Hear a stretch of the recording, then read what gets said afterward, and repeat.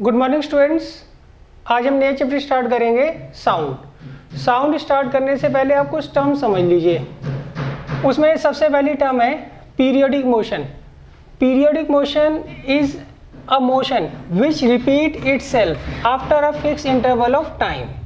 देखिए, periodic motion वो motion होती है जिसमें कि मोशन जो है अपने आप को after a fix interval of time क्या करती है, रिपीट करती है।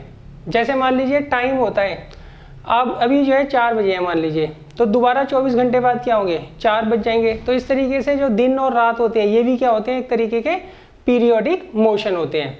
मान लीजिए कोई बॉडी है सर्कुलर मोशन में मूव कर रही है, बॉडी यहाँ पर है, तो ये क्या करेगी, एक कंप्लीट रेवोल्यूशन के बाद, एक कंप्लीट राउंड के बाद वो दोबारा से क्या करेगी, अपने आप को रिपीट करेगी। तो ये होता है पीरियोडिक मोशन। नेक्स्ट टर्म है वाइब्रेटरी मोशन। देखिए, वाइब्रेटरी मोशन जो होती है वो भी क्या होती है, पीरियोडिक मोशन का ही क्या होती है, पार्ट होती है, या एक तरह की क्या होती है, पीरियोडिक मोशन होती है। The periodic motion in which a body moves back and fourth continuously is called vibratory motion. देखिए, वाइब्रेटरी मोशन एक ऐसी मोशन होती है, ऐसी पीरियोडिक मोशन होती है, आप ये कह सकते हैं, जिसमें कि बॉडी जो होती है कंटिन्यूसली आगे और पीछे की तरफ क्या करती है, मूव करती रहती है। क्लियर है? जैसे मान लीजिए आपको ये पेंडुलम दे रखा है, तो अब ये क्या करेगा, 2 and 4 क्या करेगा, मूव करेगा, आगे पीछे क्या करेगा, ये इसकी मेन पोजीशन है। इसी के अराउंड क्या होगा, ये 2 and 4 क्या कर रहा है, मूव कर रहा है। तो इस तरह की मोशन को हम क्या बोलते हैं, वाइब्रेटरी और ऑसिलेटरी मोशन बोलते हैं।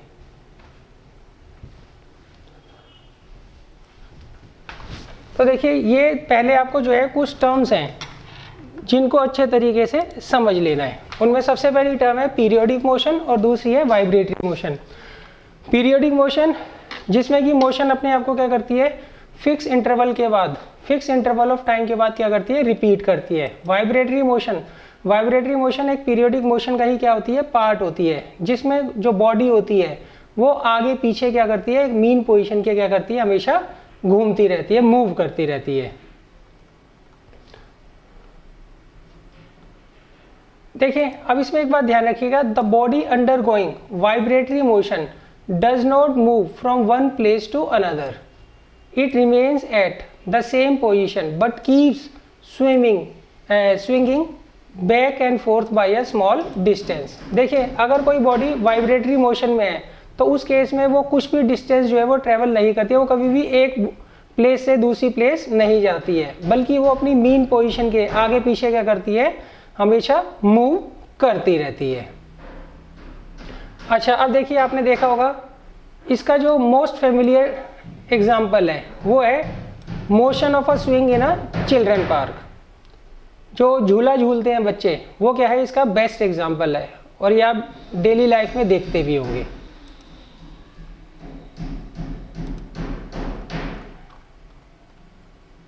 अब देखिए, इसके बाद आता है motion of a simple pendulum.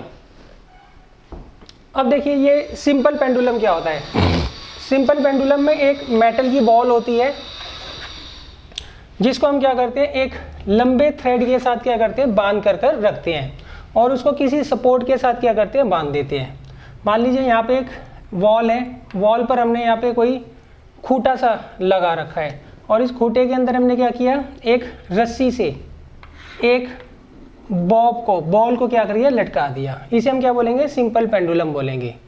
अच्छा, अब हम क्या करेंगे, जब भी इस बॉब को इस तरफ लेकर जाएंगे और इसको रिलीज करेंगे, तो ये जो बॉब होगा वो यहाँ से पॉइंट ए से बी जाएगा, और फिर बी से कहाँ जाएगा, सी जाएगा। क्लियर है? और फिर सी से कहाँ आएगा, बी आएगा, और फिर बी से ए जाएगा। तो इसी तरीके से ये क्या करेगा, अपनी मीन पोजीशन, इसकी मीन पोजीशन क्या है, बी, उसी के अराउंड क्या होगा, 2 and 4 क्या करेगा, मूव करता रहेगा। क्लियर है? तो इस तरीके से जो सिंपल पेंडुलम होता है वो मूव करता है। यहाँ पर जो मीन पोजीशन है सिंपल पेंडुलम की वो बी है, बी के अलोंग वो क्या करेगा, ए टू सी, और फिर सी टू ए क्या करेगा, रिवॉल्व करता रहेगा। वो सी टू ए जाएगा वाई बी, और ए से सी जाएगा वाई बी। क्लियर है? ये हमने वर्क एंड एनर्जी वाले चैप्टर में भी इसको पढ़ा था, तो वही कॉन्सेप्ट यहाँ पर लगाना है। अच्छा, इसमें आपको लेंथ ऑफ पेंडुलम हम कैसे निकालते हैं? The length of pendulum, the length of thread from the point of suspension to the centre of the bob is called length of pendulum. अब इसमें अगर आपसे कोई लेंथ ऑफ पेंडुलम पूछता है तो उसके लिए हम क्या करेंगे, जहाँ से हमने क्या किया है, इसको रोप को बांधा है और इस बॉल के मिड पॉइंट तक का जो डिस्टेंस होगा उसे हम क्या बोलेंगे, लेंथ ऑफ पेंडुलम बोलेंगे। और इसको हम किससे रिप्रेजेंट करते हैं बच्चों? इसको हम कैपिटल एल से रिप्रेजेंट करते हैं। अब देखिए, इसके बाद आता है ऑसिलेशन, जो one complete to and fro movement होती है किसकी, पेंडुलम बॉब की, उसे हम क्या बोलते हैं, ऑसिलेशन बोलते हैं। देखिए, मान लीजिए आपको एक सिंपल पेंडुलम दे रखा है, ये बॉल आपको बी दे रखी है, इसको हम क्या करते हैं, यहाँ तक लेकर जाते हैं और फिर इसको रिलीज कर देते हैं।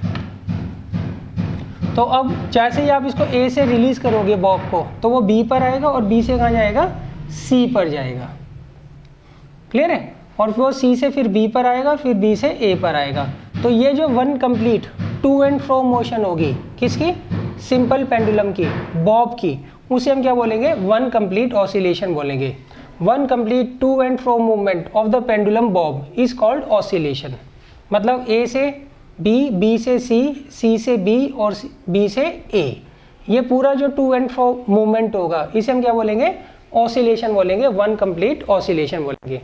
नेक्स्ट इसमें वर्ड यूज होगा टाइम पीरियड।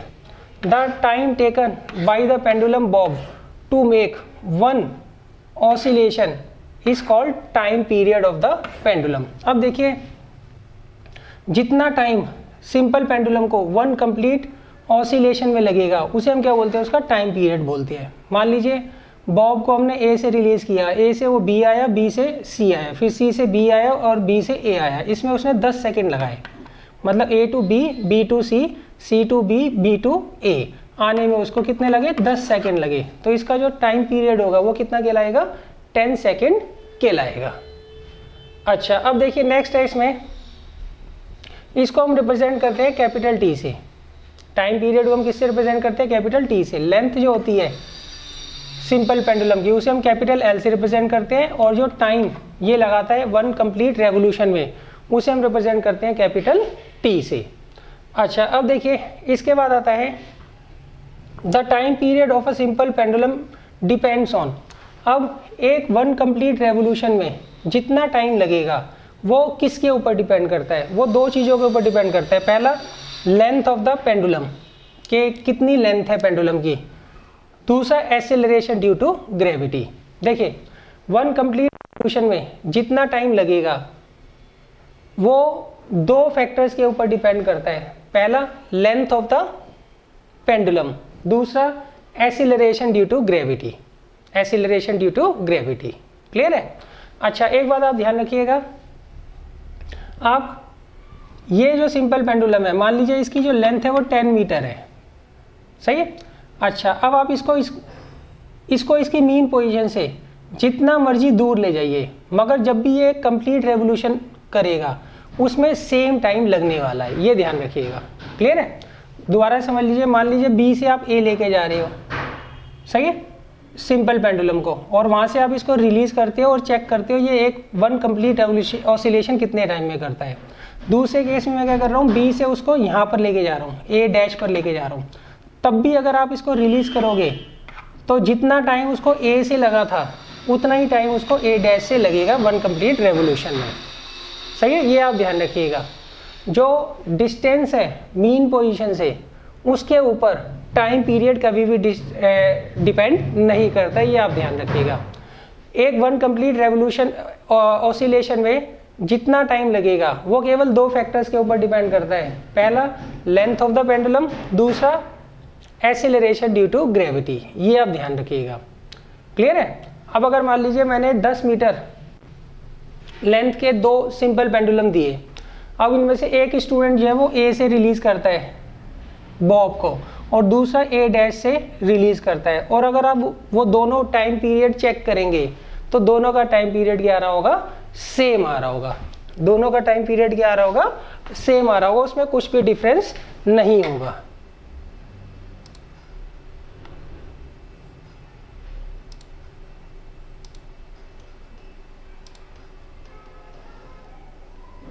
बच्चों आप लोग इसको नोट कर लीजिए।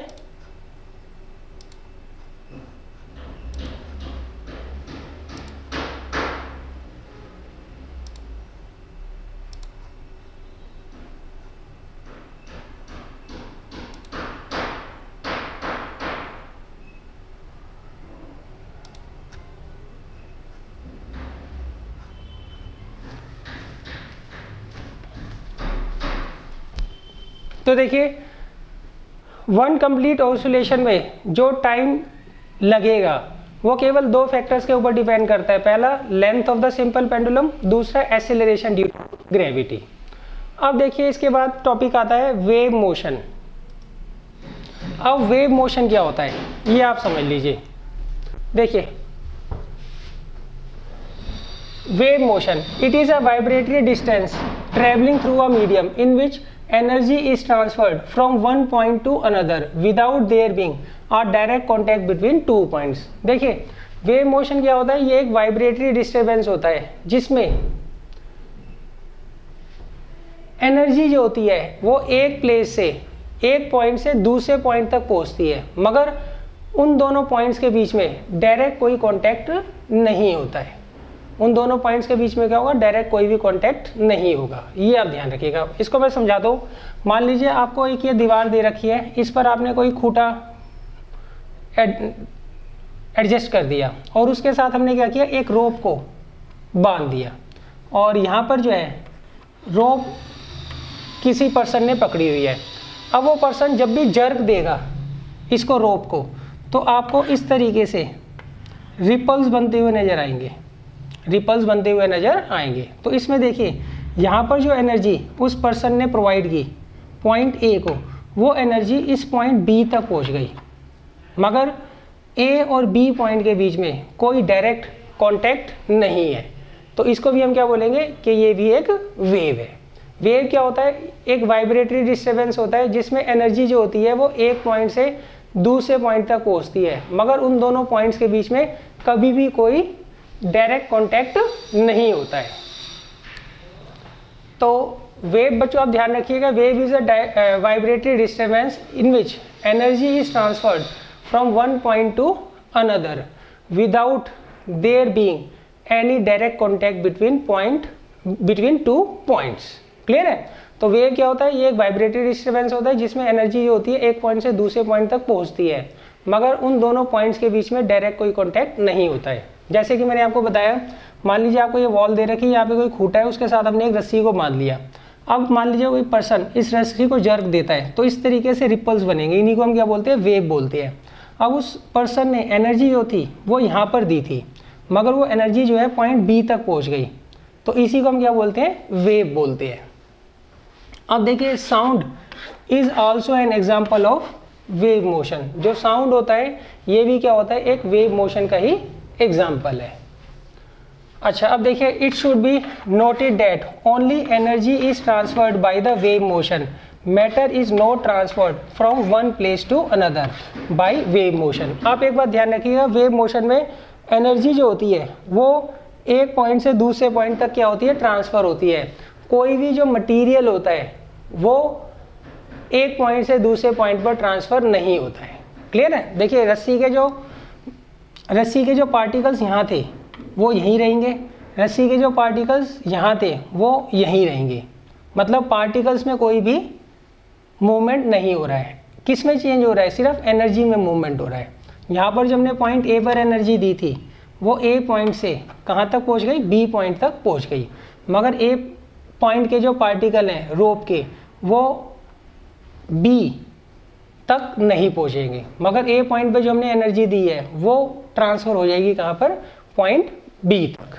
तो इसमें आप ध्यान रखिएगा, वेव मोशन क्या होता है, ये एक वाइब्रेटरी डिस्टर्बेंस होता है जिसमें एनर्जी जो होती है एक पॉइंट से दूसरे पॉइंट तक पहुँच जाती है, मगर उन दोनों पॉइंट्स के बीच में कोई भी डायरेक्ट कॉन्टैक्ट नहीं होता है।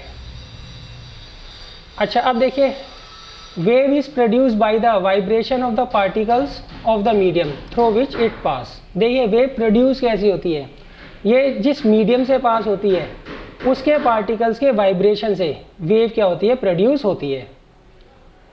क्लियर है? Wave is produce by the vibration of the particles of the medium through which it passes. अब देखिए इसके बाद आता है मैकेनिकल वेव्स। मैकेनिकल वेव्स कौन सी होती हैं? Those waves which need a material medium for their propagation are called mechanical waves और इलास्टिक वेव्स। देखिए मैकेनिकल वेव्स वो वेव्स होती है जिनको कोई मटेरियल मीडियम चाहिए होता है ट्रैवल करने के लिए, जिनको कोई मटेरियल मीडियम चाहिए होता है ट्रैवल करने के लिए, उन्हें हम क्या बोलते हैं, मैकेनिकल वेव्स और इलास्टिक वेव्स। अब mechanical wave can not travel through a vacuum, ये वैक्यूम से ट्रैवल नहीं कर सकती हैं। देखिए मैकेनिकल वेव्स वो वेव्स होती है जिनको कोई मटेरियल मीडियम होता है ट्रैवल करने के लिए चाहिए होता है। क्लियर है? ये कभी भी वैक्यूम में ट्रैवल नहीं कर सकती है। अब इसका एग्जांपल देख लीजिए, sound wave and water waves.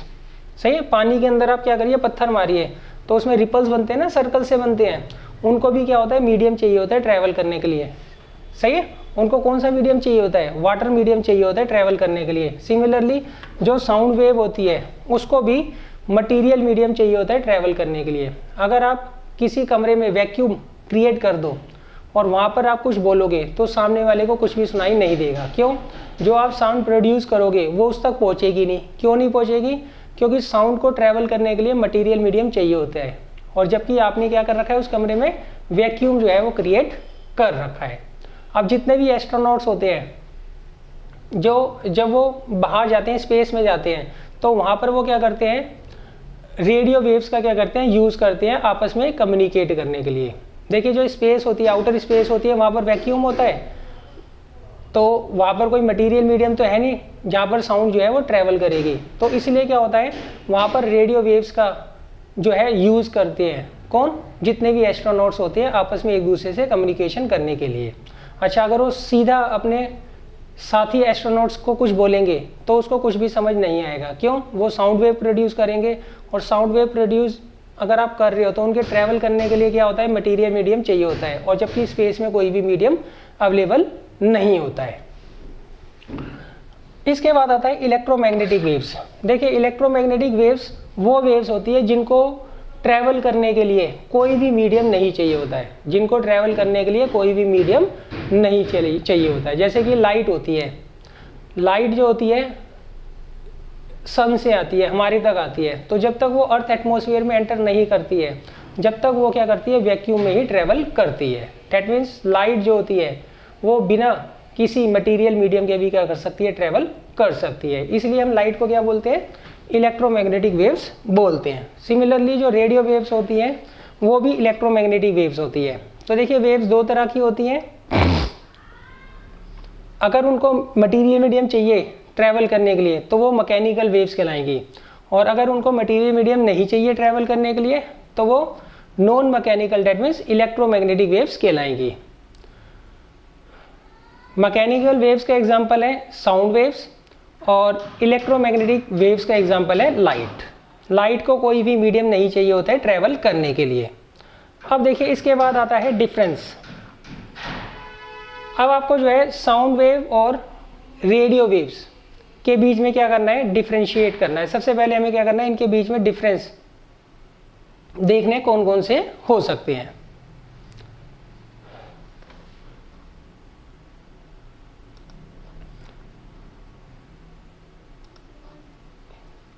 अब देखिए इसमें सबसे पहले आपको दिया है sound waves are longitudinal waves. Sound waves जो होती हैं वो क्या होती हैं, लॉन्गिट्यूडनल वेव्स होती है। वाइल लाइट वेव्स जो होती हैं, लाइट वेव्स ले लो या रेडियो वेव्स ले लो, वो क्या होती है, ट्रांसवर्स वेव्स होती हैं। तो सबसे पहले मैं आपको इनके बीच में डिफरेंस बताता हूँ कि लॉन्गिट्यूडनल वेव्स क्या होती हैं और ट्रांसवर्स वेव्स क्या होती हैं। देखिए इसको मैं थोड़ा बाद में डिस्कस करता हूँ, पहले बाकी के डिफरेंशिएट बता देता हूँ क्योंकि फिर ये छूट जाएंगे नहीं तो। सेकेंड डिफरेंस होता है, साउंड वेव्स जो होती हैं वो वैक्यूम में ट्रेवल नहीं कर सकती है, जबकि लाइट और रेडियो वेव्स जो होती है वो वैक्यूम से ट्रेवल कर सकती हैं।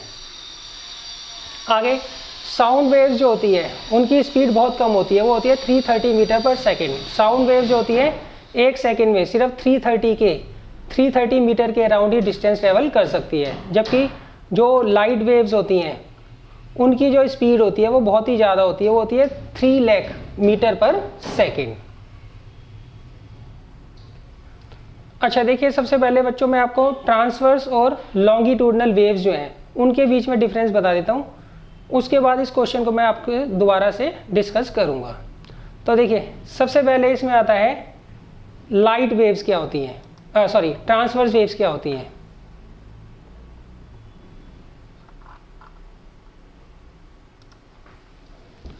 देखिए, a wave in which the particles of the medium vibrate up and down at right angles to the direction in which the wave is moving is called transverse wave। देखिए, सबसे पहले आप transverse और longitudinal waves में difference देख लीजिए क्या होता है। देखिए, ट्रांसवर्स वेव समझाने के लिए मैं एक एग्जांपल ले रहा हूँ। मान लीजिए आपको एक ये वॉल दे रखी है, यहाँ पे हमने एक खूंटा लगा लिया और इसके साथ किसी रोप को बांध दिया। अब अगर मान लीजिए यहाँ से कोई पर्सन जो है जर्क मारता है, रस्सी को क्या करता है, ऐसे खींच के जर्क मारता है, तो उस केस में आप देखेंगे ये जो रस्सी है, ये जो रोप है, इसमें इस तरीके से जो है रिपल्स बन जाएंगे। क्या बन जाएंगे? रिपल्स बन जाएंगे। क्लियर है? मान लीजिए आपको रोप दे रखी है, यहाँ पे अगर आप जर्क मारते हो तो इसमें इस तरीके से क्या होंगे, रिपल्स बन जाएंगे। तो अब आप इसमें देखिए, ये जो है मीन पोजीशन है किसके, पार्टिकल्स ऑफ रोप के। अब ये जो पार्टिकल्स होते हैं ये ऊपर और नीचे की तरफ क्या करते हैं, मूव करते हैं। ऊपर और नीचे की तरफ क्या करते हैं, मूव करते हैं। तो इसमें देखिए direction of propagation of wave क्या है, फ्रॉम ए टू बी है, जबकि रोप के जो पार्टिकल्स हैं वो ए बी के परपेंडिकुलर या तो अपवर्ड मूव कर रहे हैं या फिर डाउनवर्ड मूव कर रहे हैं। एक बार मैं आपको दोबारा समझा देता हूं।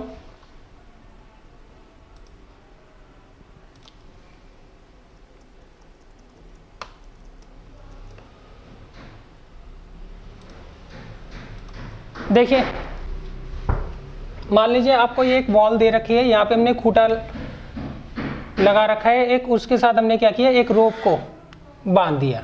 सही है? यहाँ पर कोई पर्सन खड़ा हुआ है और उसने इस रोप का एंड पॉइंट जो है ए, उसको अपने हाथ में रख लिया और उसको जोर से क्या किया, जर्क मारा। तो आपको दिखेगा इस तरीके से जो है रिपल्स बनेंगे। किसके अंदर? रोप के अंदर। क्लियर है? तो अब देखिए, इसमें जो वेव मोशन, वेव की डायरेक्शन है, direction of motion of wave है, वो क्या है, फ्रॉम ए टू बी है। फ्रॉम ए टू बी, इस डायरेक्शन में जो है वो वेव मूव कर रही है। क्लियर है? मगर जो रोप के पार्टिकल्स हैं, ये जो रोप के पार्टिकल्स हैं ये ऐसे ऊपर, और ये जो रोप के पार्टिकल्स हैं ऐसे नीचे की तरफ क्या कर रहे हैं, मूव कर रहे हैं। तो इसमें direction of propagation of wave क्या है, ए टू बी, जबकि इसके जो पार्टिकल्स हैं, किसके, रोप के पार्टिकल्स हैं, वो या तो परपेंडिकुलर अपवर्ड मूव कर रहे हैं या परपेंडिकुलर डाउनवर्ड मूव कर रहे हैं।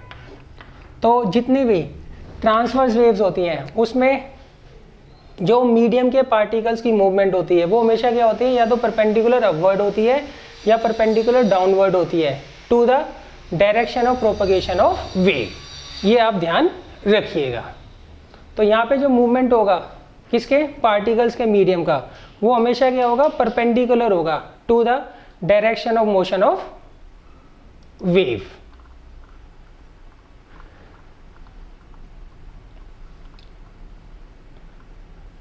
अब देखिए, ये मैंने आपको डायग्राम बना के दिखा रखा है कि आपको एक रोप दे रखी है, उसको हम जर्क मारते हैं तो इस तरीके से जो है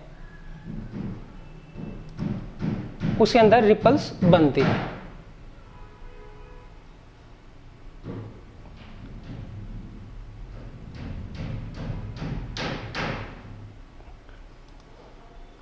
अच्छा, अब दूसरा होता है बच्चों लॉन्गिट्यूडनल वेव्स।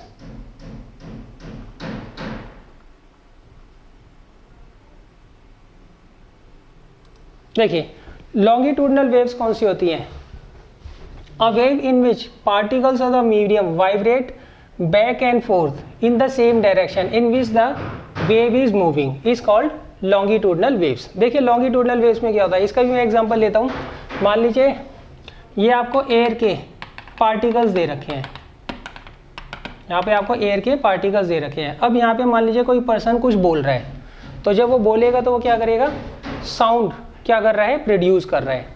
तो जैसे ही वो कुछ बोलेगा तो वो क्या करेगा, अपने आगे की जो एयर की लेयर है उनको क्या कर रहा है, एनर्जी दे रहा है, उनको क्या कर रहा है, एनर्जी दे रहा है। तो उस केस में क्या होगा, ये जो लेयर के पार्टिकल्स हैं इनको एनर्जी मिलेगी और ये क्या करेंगे, आगे वाले पार्टिकल्स के जाकर टकराएंगे और टकरा कर क्या करेंगे, वापस यहीं पर आ जाएंगे। क्लियर है? तो मतलब इसमें क्या होगा, मैं कुछ बोल रहा हूँ तो यहाँ पे जो एयर के पार्टिकल्स हैं, सही है, वो आपस में क्या करेंगे, जब मैं बोलूँगा तो उनको एनर्जी मिलेगी, वो आगे की तरफ जाएंगे। जब वो आगे की तरफ जाएंगे तो अपने आगे वाली लेयर के साथ वो क्या करेंगे, कोलाइड करेंगे। कोलाइड करने के बाद अपनी दोबारा से क्या करेंगे, उसी पोजीशन पर आ जाएंगे। तो इस तरह से यहाँ पर जो direction of propagation of wave है वो क्या है, ए टू बी है, और जो पार्टिकल्स होंगे वो भी क्या करेंगे, ए से बी की डायरेक्शन में ही क्या करेंगे, मूव करेंगे।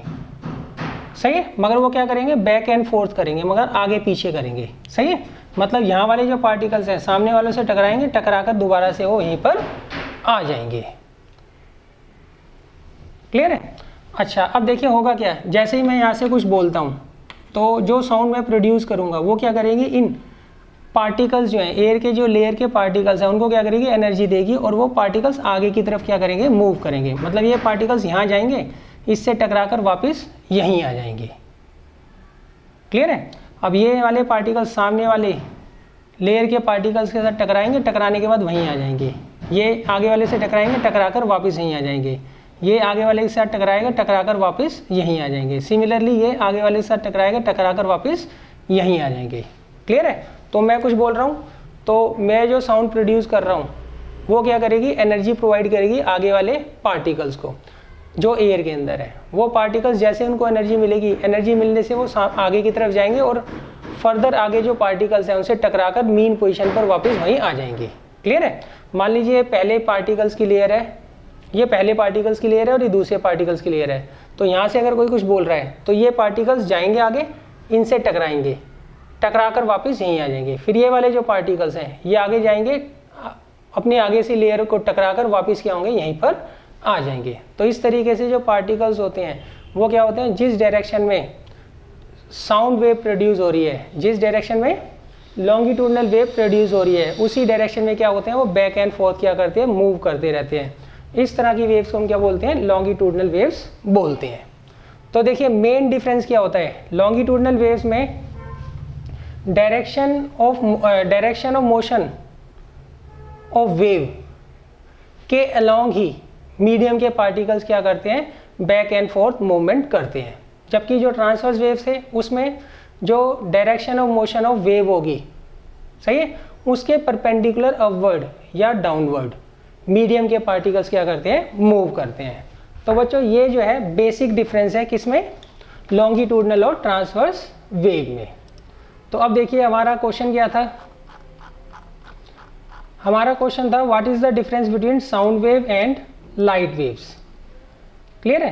तो देखिए साउंड वेव्स जो होती हैं वो लॉन्गिट्यूडनल वेव्स होती हैं और लॉन्गिट्यूडनल वेव्स में जो मीडियम के पार्टिकल्स होते हैं उसी डायरेक्शन में प्रोपगेट करते हैं बैक एंड फोर्थ, जिस डायरेक्शन में वेव मूव करती है। अच्छा, लाइट वेव जो होती हैं ये क्या होती हैं, ये ट्रांसवर्स वेव्स होती हैं। ट्रांसवर्स वेव्स में पार्टिकल्स जो होते हैं परपेंडिकुलर अपवर्ड और परपेंडिकुलर डाउनवर्ड क्या करते हैं, मूव करते हैं to the propagation of wave. दूसरा, साउंड वेव्स जो होते हैं ये लॉन्गिट्यूडनल वेव्स होते हैं, इसलिए वैक्यूम में ट्रैवल नहीं कर सकते, इनको मटेरियल मीडियम चाहिए होता है ट्रैवल करने के लिए। लाइट वेव्स जो होती हैं इनको जरूरी नहीं होता कि कोई मीडियम मिले, ये बिना मीडियम के भी ट्रैवल कर सकते हैं। साउंड वेव्स की स्पीड कम होती है और जो लाइट वेव्स होती हैं इनकी स्पीड क्या होती है, ज़्यादा होती है। क्लियर है? अच्छा, ये लास्ट के 2 पॉइंट्स आपको जब चैप्टर खत्म हो जाएगा तो मैं आपको समझा दूंगा, अभी आपको समझ नहीं आएगा, क्यों, हमने अभी ये टॉपिक नहीं करे हैं। तो देखिए बच्चों, इसमें मेन जो है आपको ये पढ़ना है लॉन्गिट्यूडनल और ट्रांसवर्स वेव में क्या डिफरेंस होता है।